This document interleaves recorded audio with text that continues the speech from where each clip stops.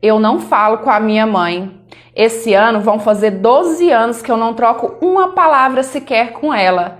E sempre que eu tô conversando com uma pessoa que surge esse assunto e eu conto que eu não falo com a minha mãe, na maioria das vezes a pessoa me julga, a pessoa me condena, ela fala assim que eu vou pagar, que os meus filhos vão fazer a mesma coisa comigo porque mãe é sagrado. Mas o engraçado é que ninguém nunca questiona o que de tão grave a minha mãe fez comigo para eu não conversar com ela todos esses anos, né? Então, hoje eu vim aqui contar para vocês.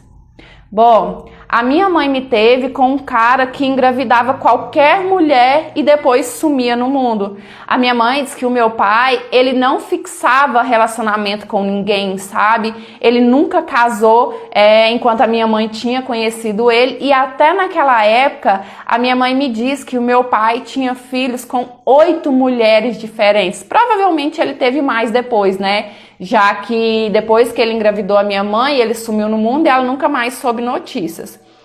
Eu não sei se é por causa disso que tudo aconteceu entre a gente, mas o fato é que depois que a minha mãe teve o meu irmão, primeiro o meu irmão, né, que é o do meio, eu comecei a perceber o quanto eu era diferente. Até então, eu não tinha percebido, porque aquela era a única mãe que eu conhecia, né?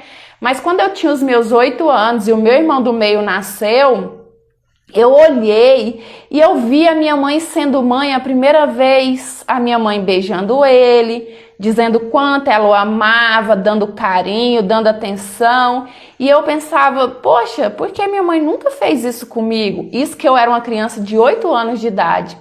A minha irmã caçula nasceu, foi a mesma coisa, o maior xodó, o maior carinho. E para mim, era só taca e taca. E depois que eu tive os meus irmãos, a coisa para mim piorou, porque assim, além da minha mãe me bater pelas minhas próprias artes, ela também me batia pelas coisas que os meus irmãos aprontavam, sendo que os meus irmãos, a minha mãe nunca relou um dedo, porque quando, eu começo a contar a minha história, eu ouço assim, mas as pessoas antigamente eram assim mesmo. Não, com os meus irmãos, a minha mãe não era. A minha mãe nunca deu um tapa nos meus irmãos. Como eu falei, quando eles aprontavam, fazer qualquer coisa de errado, quem era responsável sempre era eu, porque a minha mãe falava que eu era mais velha, que se ele estava fazendo aquilo, a culpa era minha. Ela começou a dizer que tudo de ruim que acontecia na vida dela, a culpa sempre era minha.